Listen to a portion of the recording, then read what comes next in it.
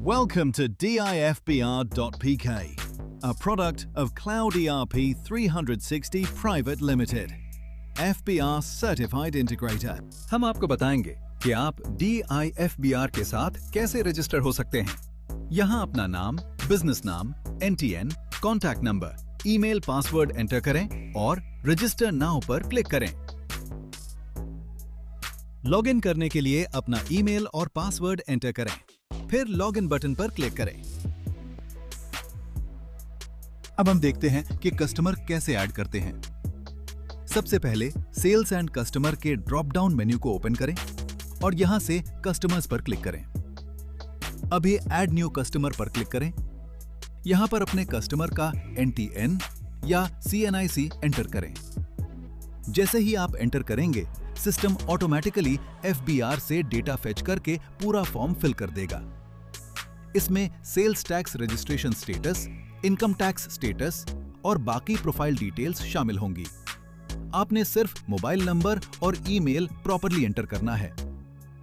उसके बाद simply save पर क्लिक करें और इस तरह आपका कस्टमर फुल्ली ऑटोमेटिक तरीके से ऐड हो जाता है। अब हम कैटेगरीज ऐड करना सीखेंगे जो प्रोडक्ट्स और सेल इनवॉइसेस में रीयूज होती रहेंगी। आमतौर पर आपको साल में सिर्फ एक या दो दफा ही कैटेगरीज ऐड या एडिट करनी पड़ती हैं। सबसे पहले प्रोडक्ट्स और इन्वेंट्री के ड्रॉप डाउन पर क्लिक करें, फिर कैटेगरीज पर क्लिक करें। अब ऐड बटन पर क्लिक करें। यहाँ पर सबसे पहले कैटेगरी नेम एंटर करें, फिर ट्रांजैक्शन टाइप सेलेक्ट करें। उसके बाद अपने प्रोडक्ट के मुताबिक HS कोड या डिस्क्रिप्शन टाइप करें। आपके related HS codes automatically show हो जाएंगे। जैसे ही आप सेलेक्ट करेंगे, रिलेटेड टैक्स रेट्स भी लोड हो जाएंगी। अब रेलेवेंट टैक्स रेट सेलेक्ट करें, फिर UOM सेलेक्ट करें। अगर आपके आइटम पर शेड्यूल और आइटम नंबर एप्लीकेबल होगा तो वो भी यहाँ शो हो जाएगा। उसे सेलेक्ट करें और आखिर में सेव पर क्लिक कर दें। इस तरह आपकी कैटेगरी सक्सेसफुली ऐड हो जाती है। अब हम प्रोडक्ट्स ऐड करना सीखेंगे जो प्रोडक्ट्स और सेल इनवॉइसेस में रीयूज होते रहेंगे। सबसे पहले प्रोडक्ट्स और इन्वेंट्री के ड्रॉप डाउन पर क्लिक करें, फिर प्रोडक्ट्स पर क्लिक करें। अब ऐड बटन पर क्लिक करें। यहाँ पर सबसे पहले प्रोडक्ट का नेम एंटर करें, फिर कैटेगरी सिलेक्ट करें। अब सेल प्राइस एंटर करें, फिर परचेज प्राइस एंटर करें। उसके बाद प्रोडक्ट की डिस्क्रिप्शन एंटर करें और आखिर में सेव पर क्लिक कर दें। इस तरह आपका प्रोडक्ट सक्सेसफुली ऐड हो जाता है। अब हम सीखेंगे कि सिस्टम में सेल इनवॉइस कैसे ऐड किया जाता है। सबसे पहले सेल्स एंड कस्टमर्स के ड्रॉप डाउन पर क्लिक करें, फिर सेल्स सिलेक्ट करें और उसके बाद सेल इनवॉइसेस पर क्लिक करें। अब ऐड सेल बटन पर क्लिक करें। यहां सबसे पहले इनवॉइस डेट एंटर करें, फिर कस्टमर सिलेक्ट करें। इस एग्जाम्पल में हमने एक कस्टमर सिलेक्ट किया है। जैसे ही कस्टमर सिलेक्ट होता है, सिस्टम ऑटोमेटिकली उसकी वेरिफिकेशन डिटेल्स शो कर देता है, जैसे trade category, IT registration, sales tax registration और ATL स्टेटस। आप यहां से एग्जिस्टिंग कस्टमर को एडिट भी कर सकते हैं या जरूरत हो तो नया कस्टमर भी ऐड कर सकते हैं। अब चलते हैं ऑर्डर आइटम सेक्शन की तरफ। यहां आप प्रोडक्ट्स दो तरह से ऐड कर सकते हैं। अगर प्रोडक्ट पहले से सिस्टम में अवेलेबल है तो ऐड एग्जिस्टिंग प्रोडक्ट पर क्लिक करें, फिर प्रोडक्ट सर्च करके उसे सिलेक्ट कर लें। प्रोडक्ट सिलेक्ट करते ही सिस्टम ऑटोमेटिकली कैटेगरी और FBR रिलेटेड डिटेल्स लोड कर देता है।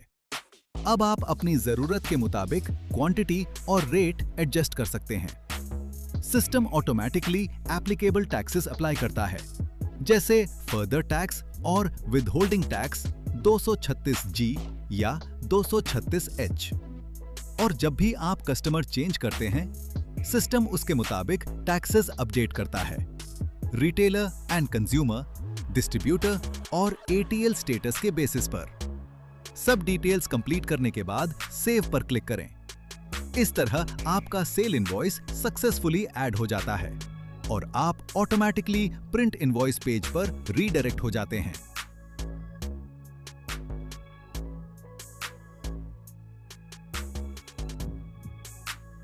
अब हम सीखेंगे के सिस्टम में एक्सपेंस कैसे ऐड की जाती है। सबसे पहले एक्सपेंसेस के ड्रॉप डाउन पर क्लिक करें, फिर एक्सपेंस कैटेगरीज पर क्लिक करें। अब ऐड बटन पर क्लिक करें।